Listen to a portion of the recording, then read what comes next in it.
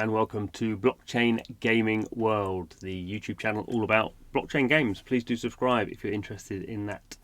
So this video is a little bit different in that this is not a blockchain game, but what it is going to be useful for, I hope, is a thought experiment in why I think blockchain is a useful technology for games. So this is a standard centralized game. It's called Raid. It is a free-to-play mobile and also now browser game. I've been playing it since it came out, over 2 years. So I've put a lot of time into it. Not a lot of money, about $100 worth of value into the game over those 2 years. But I do pretty much play it every day. And I think this provides, at least for me, a good example of why I think blockchain is important. And I'm going to split it into two parts. So the main focus is going to be from the player's point of view. So why do I think blockchain is important for players? And then after that, we'll consider why I think blockchain is also important for developers, but also maybe look at some of the more kind of disruption that comes for developers to employ blockchain, which I think is why we haven't seen so much blockchain from traditional developers, at least. But in terms of the from a user's point of view, I think it's pretty obvious why users will want to use blockchain games or play blockchain games. So I've been playing this game for over 2 years, put $100 in. Unsurprisingly, perhaps, I'm kind of finding it's not so interesting as it used to be. I'm kind of potentially coming to the end of my time with Raid, and I can show you why, what that means. So in the game, you basically unlock champions. So you start off with some pretty entry-level champions. And you can level them up to the highest level, which is level 60, and then you can, as you go through the game and get more material, you unlock higher level champions. Then you have to get gear and level up all the gear, and then level up all the kind of characters' attributes. And once you've been doing that, you end up with a situation a bit like this. So these are my characters. You can maybe see it a bit easier like this. So these are characters I've got, and you can see here along the top row, all those characters are level 60 characters, so those can't be leveled up anymore. They are at their maximum level. You can also see they are 6-star characters, so they're the most leveled up, the most kind of upgraded characters.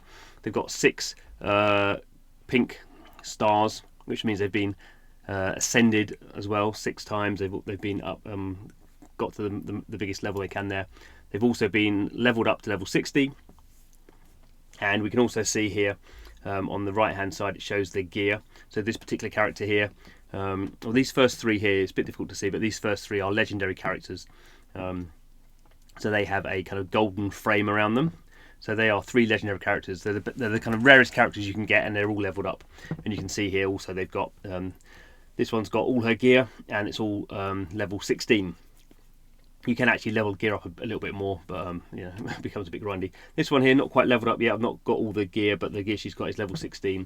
And this one here, again, all her gear is level 16. They also have masteries. So masteries are things you have to unlock. You have to grind out these scrolls and then choose different kind of attributes, different kind of skills, really. So you can see all these characters all have their masteries all maxed out. So some of these other low level characters don't, because they're low level characters. So you can see here, this character here, she is only level 59 at the moment, so I'm leveling her up. She's not got all her masteries yet. She's not got all her artifacts to level 16, so she's a kind of a character that I'm working on at the moment. You're always working on something. So this is just to give you a kind of flow of what's going on in this game. So all these characters I've acquired by summoning. And when you summon a character, you go to the portal and you have 4 different sorts of shards. And you can see, to get the legendary characters, you need ancient, void, or sacred shards. Obviously, the better percentage drops come from the sacred shards, which are pretty rare. Void shards, I mean, you can buy these. I've got some ancient shards here. I can summon. I haven't got enough silver. I can't. You could potentially summon these characters. And you can kind of randomly get a character. There is actually a market, so there's a market, but this is basically set by the developer. So these are all rubbish. I mean, this is all very low level. For a player like me who's been playing for a long time, this kind of stuff is pointless. The only reason you use the market is you have to use it for the daily logins quests. So I've kind of come to the end of I've come to a very kind of maxed out state, but I've not really kind of fulfilled really the what's going on in the game. So the game is massive. So there are over 400 different characters. And the characters are split up into factions. So we can see here, go through some of the factions. So we can see here the ones that are coloured in are the ones that I've summoned these characters during the time I've been playing. And in most cases, I've just consumed those characters, leveling up the characters I've got. So you basically consume characters you don't need to level up the ones you do need. We can see here at the top here these legendary characters from the Bannerlord faction. I've not unlocked any of these characters, so some of these are pretty cool. Obviously, they're legendary characters. They're supposed to look pretty brilliant. So you know, these are obviously they all have kind of their certain skills, and you might use them in different ways. But they just look pretty good at this level of these characters. And there are, you know, we can come in and have a look at something like the Dark Elves. They're pretty kind of aesthetically. Kind of signature kind of look, so they're kind of evil elves, and they have all this kind of crazy stuff. And some of the, you know, these are, you know, pretty nice characters. But again, I've not, have I even seen? I've not summoned any of these characters. But potentially these might be characters that I might use in my setup, you know. But because it's not a blockchain game, I can't actively access these characters. I can't go, she looks pretty cool, I want to go and buy her. I just can't do that, because all I can do is go through these random drops, and I have no way of being in control of the characters I get. I'm kind of in control of the percentage drops, whether they're legendary or epic or rare or whatever. But I'm not in control of saying I really want this character. Can I go and buy her? And I think this is kind of direct monetization is something that blockchain games does really well. Because another great character here, this one, she's great. You know, I just think she's one of the best characters in the game, and potentially, because I've spent a lot of time in this game, you know, I might spend $100 buying her. I might think just she is so super cool. I would love to have her in my team. At the moment, there's no way I can do that. The only way I could do that would be to just spend thousands and thousands of dollars just trying to randomly generate stuff. And obviously, no one would do that unless you were a billionaire, because you can't do anything with the characters you don't need. So at the moment I've got these characters. Let's go back to my characters, and 3 of them, these are my high level characters that I use. You basically need a set of 4 or 5 characters to play the game. There's one mode where you need 9 characters, which is why I've got a slightly deeper set of characters than I otherwise would have. But some of these characters they're not particularly useful. This one was pretty cool when I got her and leveled her up, but she's not very powerful now. So she's not really very useful to me. So potentially, if I wanted to buy that big HP character, I would, if I could buy her directly, I could kind of fund that buy by selling some of these off. So this one is probably not worth very much. Maybe she's worth $5-10, yeah, let's say, because she's a rare character. These epic characters probably worth a bit more. Maybe you know, everything. If I sold her and she's all leveled up and she's got all her gear, maybe she's worth $20-25. Maybe the legendary ones go to $50 to $100. That's just me making up numbers in my head, but I've played this game a lot. That's kind of where I would place the value on them. So, assuming this was a blockchain game, I could go, right, I'm going to go and buy. Where is she again? I'm going to go and buy. You can't pronounce her name. Yusaga Warcaller. Yusuga Warcaller. So I really like her, and I'm prepared to pay $100 to go and buy her. And I'm prepared to sell some of my other characters to fund maybe half of that. Now, obviously, what's interesting here is when it comes to the developer. So I think for blockchain, it makes sense for the user, because you have in these games, there's things you really want that you can't get in the games, because it's all done by indirect monetization. It's all done by loot boxes and random drops. There are things you've got that you don't really want that you're happy to sell, and there are things that you want that you can't get because you can't get them directly.